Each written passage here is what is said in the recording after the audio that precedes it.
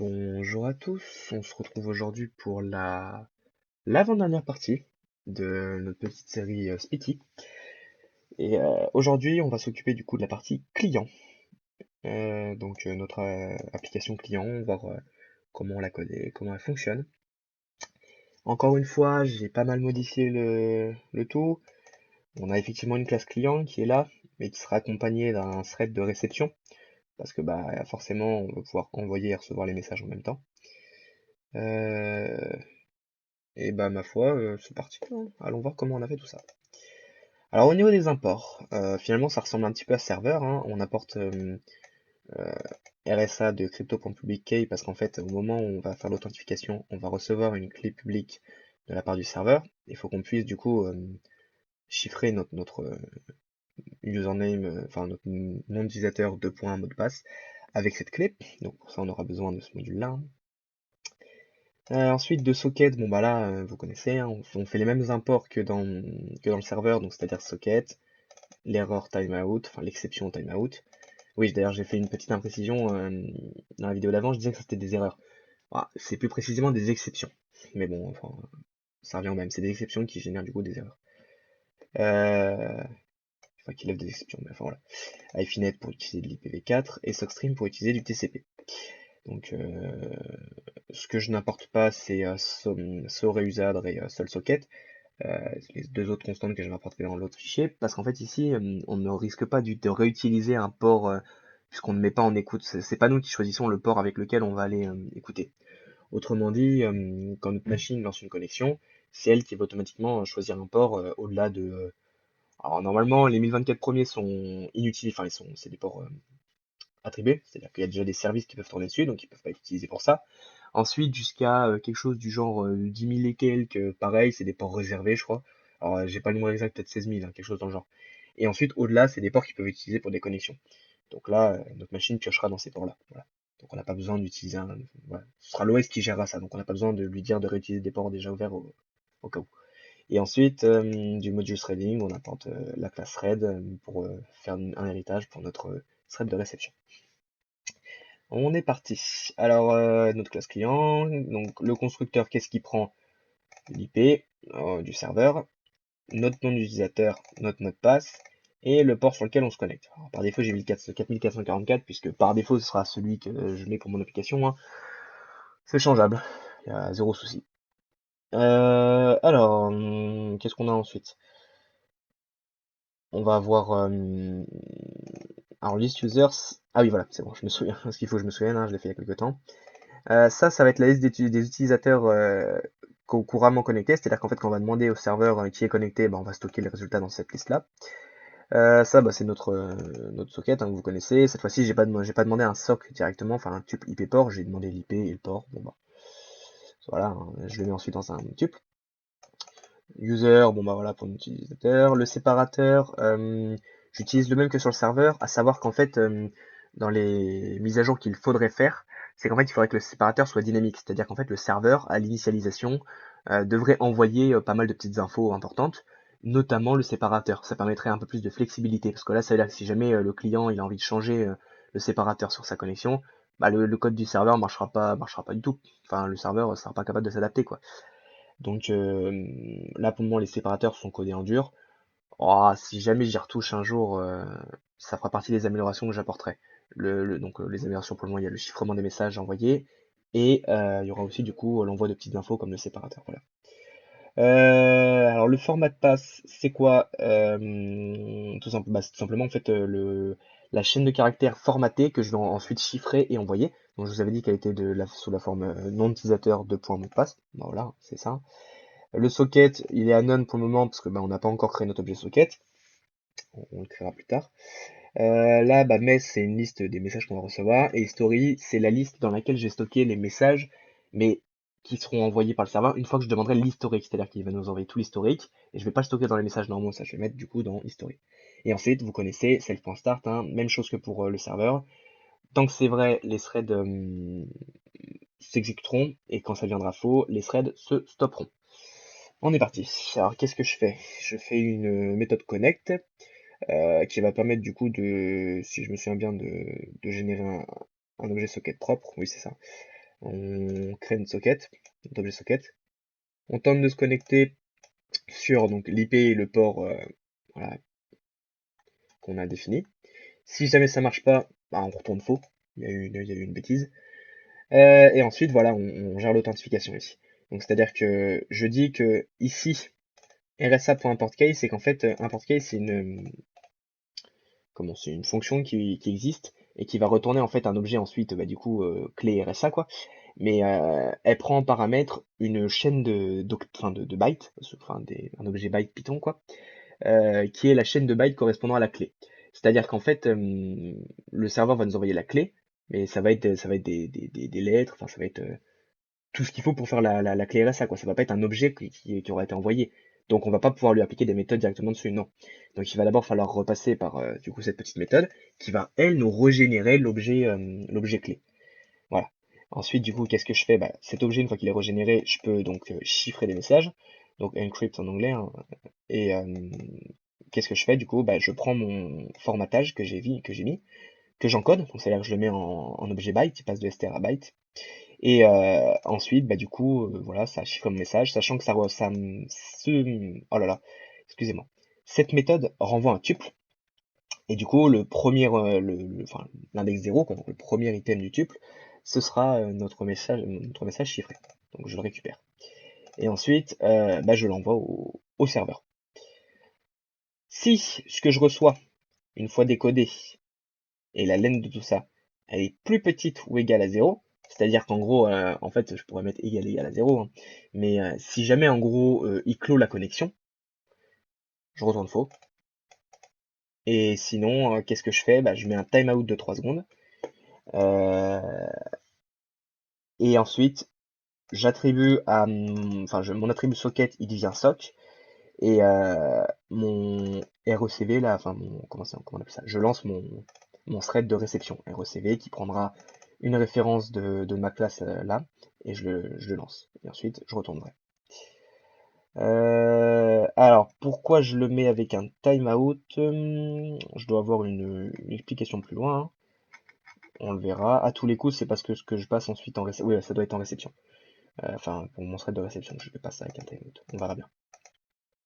Éventuellement, je pourrais le commenter si je me souviens plus pourquoi je l'ai fait. Qu'est-ce que je fais? Ensuite, j'ai pas mal de petites méthodes qui sont utiles, hein. Donc là, on va les voir une par une, mais ça va être très rapide, hein. Je vais pas forcément les détailler. Send.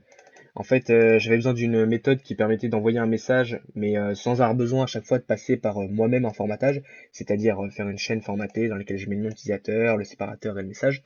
Bon, bah, j'ai fait une petite méthode send, hein, où je lui passe juste le message, et lui, il se débrouille pour faire tout le reste, hein, et il l'envoie. AddMess, on va mettre un message donc comme c'est marqué là, dans self.mess, donc c'est-à-dire qu'en fait on va ajouter un message qui sera à afficher. ClearMess, bon bah on vide les messages. SendBy, je sais pas si vous vous souvenez, mais on pouvait envoyer des codes au serveur. ByHub, c'était le code pour dire qu'on ne voulait plus apparaître dans la liste des utilisateurs connectés. WantList, bah, c'est pour avoir la liste des utilisateurs connectés justement. WantHistory, tout l'historique des messages. Adlist, bon bah on met la liste des utilisateurs à jour. Voilà. AddHistory, pareil, on met l'historique à jour, donc self.history à jour. Hey, c'est une fois que j'ai envoyé un bail, si jamais je veux redevenir visible, j'envoie un hey. Enfin, j'envoie un hey hey. Et ensuite, invisible, c'est la méthode que j'ai trouvée pour envoyer sendby, enfin pour faire un self.sendby. Je trouvais ça plus propre que dire standby, vous voyez, enfin, invisible, donc finalement, c'est juste un changement de nom, hein. Celle-là, on pourrait s'en abstraire et changer immédiatement le nom de l'autre et le mettre invisible. Et mettre invisible comme nom, c'est pas très grave, hein. Show users. Alors, qu'est-ce que ça me fait celle-là? Alors, attendez, je regarde vite fait. La liste. Ah oui, voilà. En fait, pour afficher les utilisateurs, j'ai besoin d'un joli petit formatage. Parce que là, j'ai une liste, hein, donc tous mes utilisateurs connectés actuellement, ils sont dans une liste. Et moi, il faut que ce soit une chaîne de caractères formatée que j'affiche. Donc, bah, en fait, je fais simplement un formatage de la chaîne sous la forme nom d'utilisateur, virgule, autre utilisateur, virgule, etc. Et ensuite, close, je ferme proprement la connexion avec le serveur. C'est-à-dire que je lui envoie un sendby pour lui dire que je ne veux plus apparaître comme étant présent. Euh, Je mets start à faux pour tuer tous mes threads, et ensuite je ferme mon socket. Voilà. sachant qu'en fait, celle-là, je pourrais m'en abstraire parce que une fois que il reçoit ça, il va automatiquement m'enlever de la liste des gens. Si on va vérifier, hein. Je suis en train en fait de me dire que ça se trouve, je l'ai pas fait comme ça. Je l'avais pas fait automatiquement. Donc, vous savez quoi, on va peut-être le faire en direct si jamais ça n'a pas été fait. C'est dans ThreadNet, ils sont où? ThreadNet, c'est les T. Ils sont là. C'est dans la classe réception. Si la ligne du message elle est 0, self.removeClear. Vous voyez, c'était bien ça. Si jamais on reçoit rien, donc le socket est cassé, on enlève le client. Euh... Ah oui, mais on n'enlève pas le nom d'utilisateur, c'est vrai. Bon, donc là, c'est-à-dire qu'il y a une petite faille, c'est que si jamais le programme est fermé très brusquement, l'utilisateur restera quand même un fichier connecté. Donc il faudra que je gère ça aussi, vous voyez. Hmm, on passe à quoi? On passe à notre thread de réception. Bon, là, vous avez l'habitude, maintenant, avec la petite vidéo d'avant, on hérite de thread, on récupère la référence à la classe au-dessus, on surcharge run, ça, vous avez l'habitude. Tant que c'est vrai, donc ça veut dire, en fait, tant que ce start-là, je le remonte bien, tant que ce start-là, il existe, donc que la classe au-dessus, elle est fonctionnelle, on va dire, et ben il va boucler, et sinon il boucle pas. Donc qu'est-ce qu'il fait? Il essaie de recevoir un message. Pareil, si la ligne du message elle est égale à 0, donc c'est-à-dire qu'on reçoit on va dire une fin de connexion, autrement dit si le serveur est fermé, bah je casse la boucle, donc je sors de là, je tue le thread. Si il y a comment? Ouah. Si jamais une fois que je reçois un message et que je le décode, donc je le remets en sous forme de chaîne de caractères, et que je le split en fonction de ce séparateur, qui est le séparateur que j'ai choisi pour séparer les messages dans l'envoi de l'historique des messages, et ensuite si ça, le premier item de tout ça, il est égal à history, finalement ça veut dire que le serveur m'envoie l'historique, et bien dans ce cas-là, j'ajoute, je passe en message, je passe le message à la méthode addHistory, donc qui va elle se débrouiller pour nous formater tout ça comme on veut dans la liste hein, l'historique. Ensuite, je fais la même chose, mais si cette fois-ci, la laine du message, donc de ce que j'ai, et que je sépare avec le séparateur, cette fois-ci, comme ça. Voilà, le séparateur qu'on a mis pour les messages. Pour user, parce que souvenez-vous que les messages, ce sera tag, euh, mess, voilà. Alors, si jamais elle est égale à 2 ou 3, donc si elle est dans 2 ou 3, bah dans ce cas-là, j'ajoute le message comme étant un message normal. Et sinon, bah, si jamais c'est aucun de ceux-là, ça veut dire qu'on m'a envoyé la liste des utilisateurs, donc j'add list du message. Donc c'est-à-dire qu'en fait, je vais mettre à jour le list users de la classe au-dessus. Voilà. Ensuite, je capte deux exceptions. Tout d'abord, la première exception, c'est timeout. Donc là, cette fois-ci, c'est en gros, si jamais je mets plus de 3 secondes, parce que souvenez-vous, on a mis un timeout de 3 secondes. Si je mets plus de 3 secondes à recevoir le message, bon, bah, on passe ici. Hein. Et là, du coup, on break, on revient ici. Et si j'ai une autre erreur, je casse le thread. C'est-à-dire que s'il y a une erreur dans ce bloc-là qui n'est pas du coup un duo timeout, je break. Voilà. Euh, Qu'est-ce que je pourrais dire de plus? Bah voilà, hein, malheureusement, tout ça c'est déjà fait. Là, on passe au code. Alors, c'est très moche, hein, c'est pas propre du tout. Mais j'ai fait un petit code, un petit client en ligne de commande, juste histoire de faire mes tests au fur et à mesure, voir que tout marchait bien avec le serveur. Et bah, je vous propose en fait qu'on regarde un petit peu comment il fonctionne. On va lancer le serveur. Voilà. Je vais prendre un autre client en plus de ça. Voilà, on va prendre deux clients. Bah voilà, bah c'est parfait. On va lancer le client.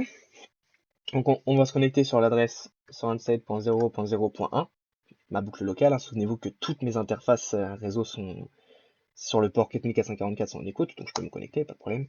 Mon nom d'utilisateur sera Toto et mon mot de passe passe. Ce sont c'est un nom d'utilisateur et un mot de passe qui sont déjà enregistrés dans la base de données.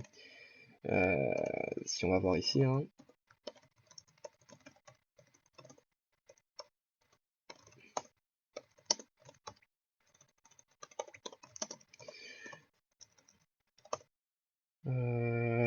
Ça doit être dans message. Voilà.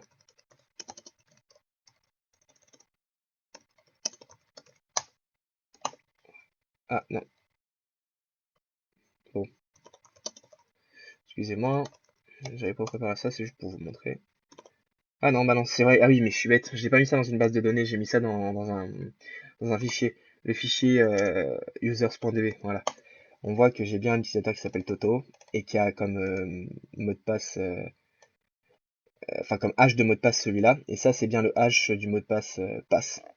Donc on peut le voir en faisant ça. Alors echo-n je crois pour enlever. Ouais, c'est ça, voilà. Alors le dash n il permet d'enlever parce qu'en fait de base echo à la fin il va mettre ça. Ce caractère c'est un retour à la ligne. Sauf que du coup un retour à la ligne ça change, c'est un caractère de plus et du coup ça change le hash d'un mot de passe.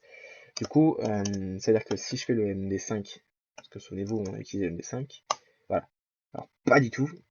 On a utilisé un SHA-256. SHA-256 sum. Voilà.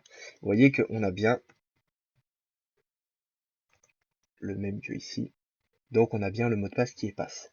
Et du coup, ce que je vous disais, si je mets le dash n, c'est parce qu'en fait, si je le mets pas, vous allez vous rendre compte que le hash n'est pas pareil. Pourquoi? Parce qu'en fait, ce qui va hasher, ce n'est pas passe, c'est passe anti-slash n. Du coup, c'est une autre chaîne de caractères. Voilà. Donc, mon mot de passe, c'est bien passe. On est content. Voilà, donc là, je suis connecté. Alors, qu'est-ce que je peux faire? Alors, j'ai mis que ces options-là affichées, mais en fait, en vérité, je peux faire tout ça. Donc, je peux voir les messages, envoyer un message, quitter, voir les gens connectés, euh, montrer que je suis connecté au serveur, montrer que je veux pas me montrer connecté, justement, et voir l'historique. Bon, pour commencer, par exemple, qu'est-ce qu'on peut faire? Bah déjà, pour commencer, on peut connecter une deuxième personne.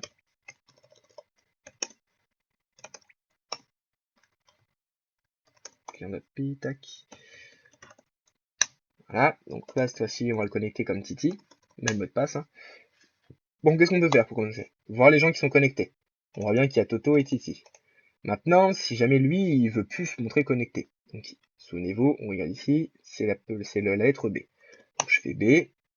Lui, il va redemander la liste. Ah, j'ai oublié, je peux pas faire.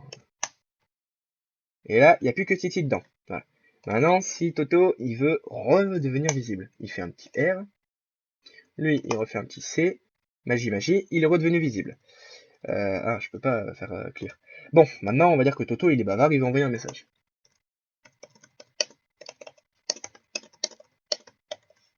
Voilà, il envoie son petit message. Et là, si je fais la petite lettre E, alors E c'est pour envoyer. Merde. Voilà, c'est pas grave, on s'en fiche. Mais du coup là, c'est plutôt V, excusez-moi, là. On voit que Toto m'a bien envoyé coucou Titi, ça va. Ensuite, Titi a envoyé oui et toi. Enfin, voilà, un petit échange de messages, quoi. Ensuite, si jamais je fais la lettre H, on peut voir l'historique des messages. Donc tous ceux qui ont été envoyés, hein. Alors c'est pas très beau, mais on voit que Toto il avait envoyé un anti-slash n. Ensuite Toto il avait dit coucou, ça va, c'est dans mes tests précédents, hein, coucou, hey. Et là on voit les derniers messages. C'est-à-dire on voit Toto qui dit coucou Titi, ça va, et Titi qui dit oui et toi. Donc on voit bien les deux messages qui ont été envoyés là. Voilà. Qu'est-ce qu'on peut faire de plus? Bah, on peut quitter proprement, comme je vous le disais, hein. Donc là je quitte. Bye. Alors s'il y a un petit temps ici, c'est parce qu'en fait, je vais vous montrer après. Je vais vous expliquer après pourquoi il y avait un petit temps. Et là on voit que du coup Toto est connecté, mais plus Titi. Voilà. Donc on quitte, pas de problème. Le serveur est pas très bavard, hein. Il montre les clients qui viennent, les requêtes qu'il fait dans la base de données, et c'est tout, hein. Ma foi, pas besoin de beaucoup plus, hein. Ensuite, les logs, ce sera à vous d'implémenter les logs que vous voulez, hein, dans le code directement. Alors pourquoi il a mis une petite seconde à se quitter? C'est parce qu'en fait le thread de réception, euh, voilà, le thread de réception ici, c'est pour ça que j'avais mis un timeout en fait. C'est parce que il va boucler tant que c'est vrai. Il va essayer d'attendre ici un message. Sauf que ça, c'est une fonction bloquante. Enfin, c'est une méthode bloquante. Autrement dit, le programme va bloquer jusqu'à ce qu'on reçoive quelque chose. Sauf que, moi, quand je veux quitter, c'est-à-dire je vais quitter mon programme, je veux pas que ce thread continue à tourner. Et du coup, comme j'ai mis un timeout toutes les 3 secondes, il va passer ici, au bout de 3 secondes, il va passer ici, il va passer, et il va revérifier cette condition. Sauf que du coup, moi, au moment où je quitte, je sais pas combien de temps ça fait que le timeout s'est engagé. Donc ça veut dire que, en gros, au moment où je quitte, eh ben, le timeout, ici, il est peut-être pas arrivé à 3. Donc là, il est encore en train d'attendre, lui. Sauf que comme j'ai mis un timer de 3, il ne va attendre que 3 secondes maximum. Donc dans tous les cas, on a 3 secondes à attendre au max. Et au bout de 3 secondes, il va passer là, revenir là, et voir que cette fois-ci, comme on aura fait la méthode close, et bah start il sera false, donc il va arrêter le thread.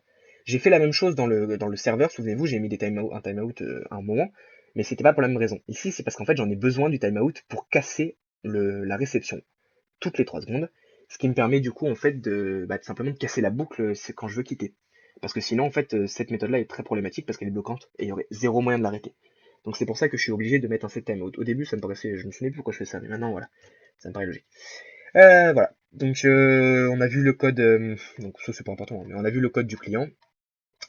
Maintenant, la prochaine vidéo, ce sera Spiti fini, c'est-à-dire que je vais vous montrer, là c'est très moche parce que c'est en interface graphique, et je sais que les gens n'aiment pas beaucoup ça, donc ce que je vais faire c'est que j'ai fait des petits guides, voilà, j'ai plusieurs logiciels qui sont déjà faits, hein, un logiciel client et un logiciel pour l'administrateur, et bah, dans la prochaine vidéo, je vais vous présenter tout ça, pas forcément le code, mais vous présenter du coup Spiti une fois qu'il est fini, quoi, ma foi.